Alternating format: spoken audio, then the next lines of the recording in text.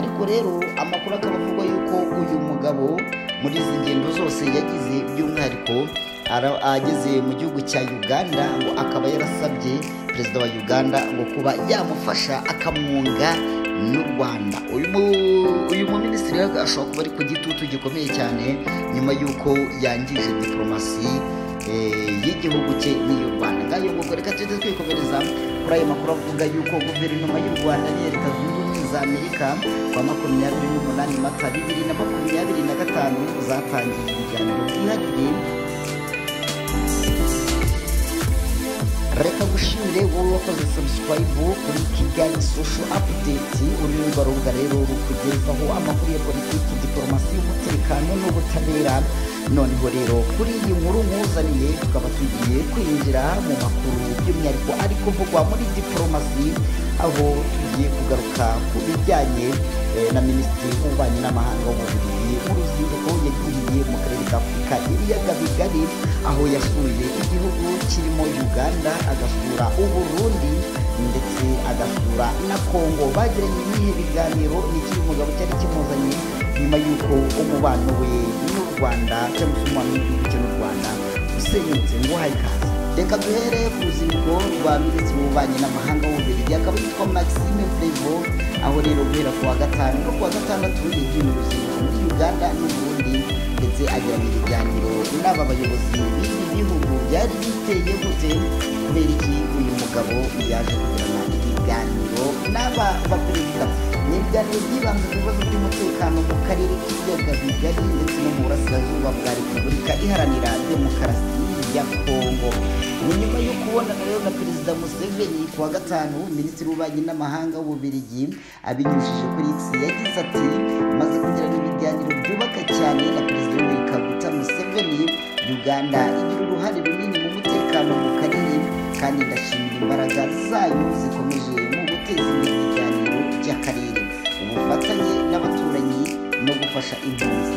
Yagize ati twaganiriye ku byihutirwa ku mahoro mu burasirazuba bwa Kongo, ibibazo byimbitse bigomba gukemurwa birasobanutse, kubahiriza imipaka, kwishyira hamwe k'ubukungu mu karere, kubazwa uburenganzira bwa muntu ndetse no guhagarika imvugo z'ibiba n'ibangano n'iterabwoba n'amacakubiri.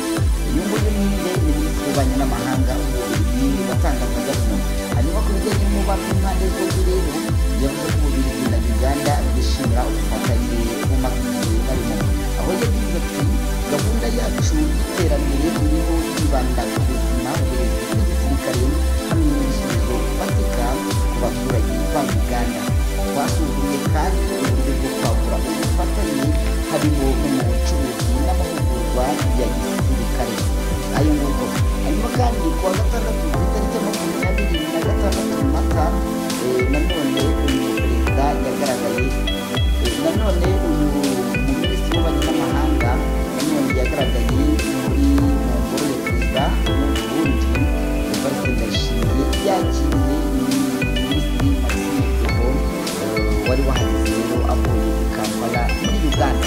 Mu biganiro rero byabo ngo byibanze ku gushimangira umubano w'ibihugu byombi, ubwo ni ubuyobozi n'Uburundi, ibibazo by'amahoro mu karere k'ibiyaga bigari cyane cyane mu burasirazuba bwa Kongo ndetse no gufatanya mu bukungu na politiki hagati y'ibihugu byombi. Nyuma yo kubonana rero na baperezida bombi, Minisitiri Maxime Prévost akaba rero yarageze muri Kinshasa, aho nanone ku cyumweru yarafitanye ibiganiro na Perezida Antoine Félix Tshisekedi Tshilombo ndetse n'abandi bayobozi mu gihe rero batabashije kugera mu Rwanda, igihugu giherutse gucana umubano n'Ububiligi. Ariko rero amakuru akaba avuga yuko uyu mugabo muri izi ngendo zose yagize by'umwihariko ageze mu gihugu cya Uganda ngo akaba yarasabye Perezida wa Uganda ngo kuba yamufasha akamwunga n'u Rwanda. Uyu minisitiri ashobora kuba ari ku gitutu gikomeye cyane nyuma y'uko yangije diplomasi y'igihugu cye n'iy'u Rwanda. Ngayo nguko reka tujye twikomereza kuri ayo makuru avuga yuko guverinoma y'u Rwanda n'iya Leta Zunze Ubumwe za Amerika kwa 28 Mata 2025 zatangiye ibiganiro byihariye bigamije kongerera imbaraga ubufatanye bw'impande zombi biganiro rero u Rwanda rwahagarariwe na Minisitiri w'Ububanyi n'Amahanga n'Ubutwererane Ambasaderi Olivier Nduhungirehe, naho Amerika yari ihagarariwe na Minisitiri w'Ububanyi n'Amahanga wungirije ushinzwe Afurika ariwe Troy Figler. Hanyuma rero abandi bitabiriye ibiganiro ku ruhande rw'u Rwanda na Ambasaderi warwo muri Amerika Matilde Mukantabana na Brigadier General Patrick Karuretwa ushinzwe ubufatanye mu bya gisirikare n'umuvugizi wa guverinoma Yolande Macron. Ku ruhande rwa Amerika hitabiriwe abandi barimo umujyanama w'igihugu mu bufatanye bwa Afurika Masadi Bulosi ndetse na Ambasaderi wacu w'u Rwanda Eric Nigla, ndetse Minisitiri Nduhungirehe yatangaje ko ibi biganiro bizahoraho kandi bizibanda ku bufatanye mu rwego rwa politiki, ubukungu, umutekano ndetse n'ubuzima.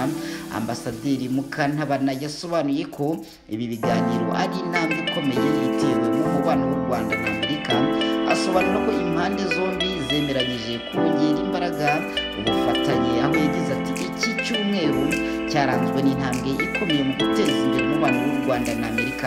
Mu biganiro byo ku rwego rwo hejuru ku ngingo zitandukanye twashimangiye ubushake bwacu bwo gukomeza aho gufatanya. Ibiganiro bitangiye nyuma y'aho tariki 25 Mata Amerika ifashije u Rwanda mu Repubulika Iharanira Demokarasi ya Kongo gusinya amasezerano agena amahame aganisha ku mahoro arambye n'iterambere ry'ubukungu mu karere. Aya masezerano rero agaragaza ko ibihugu byiteguye kwifatanya mu kurinda umutekano wo ku mipaka, gusubukura imishinga bifitanye ndetse no gutangiza imishya ijyanye no gutunganya ingufu z'amashanyarazi, ubucuruzi ndetse n'ubucukuzi bw'amabuye y'agaciro. Ubwo Bulosi rero yagiraga uruzinduko mu Rwanda na Kongo mu ntangiriro za Mata, yashimangiye ko Amerika yiteguye kwifatanya n'ibihugu mu mishinga itandukanye y'iterambere, yiyemeza kohereza mu karere abashoramari b'Abanyamerika.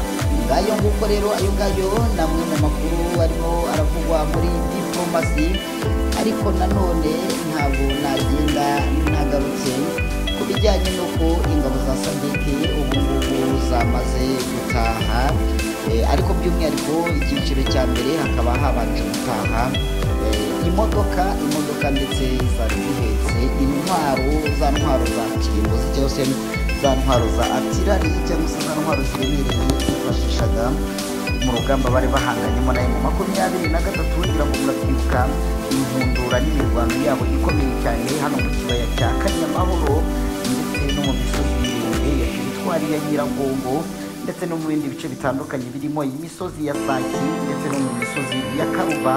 Aho hose rero n'imbunda za SADC ziriya mwabonye zahise ziriya nizo zarwanaga uru rugamba rwose, n'ubwo n'ubundi mu Kinyarwanda baca umugani ngo uburo bwinshi ntibugira umusururu, ariko nyine bari bagerageje kurwana. Ariko M23 yarababwiye ati mwebwe murwanirira amafaranga, ariko twebwe turwanirira ubuzima bwacu, twebwe turwanirira kubaho. Iri ni ijambo rikomeye cyane Lieutenant Colonel W'Ingoma yabwiye abacancuro b'Abanyaromaniya ubwo bari gusohorwa muri uyu mujyi wa Goma banyuzwa ku mupaka wa Grande Barriere, ari nawo wanyuzeho izi modoka za SADC zari zitwaye ibitwaro ndetse na cortege cyangwa se na bamwe mu basirikare bagiye baherekeje zino modoka. Abandi nabo rero bakaba bazataha mu minsi iri imbere, abasigaye mu bigo bitandukanye birimo ikigo cyabo kiri hano ku kibuga cy'indege cya Goma, kiri mu Bambiro ndetse n'ikiri ngayo. Kuko reka mushimire cyane, nizere ko wakoze subscribe kuba itarabikora wakandaho ugakanda no kukazogera kugira ngo tubone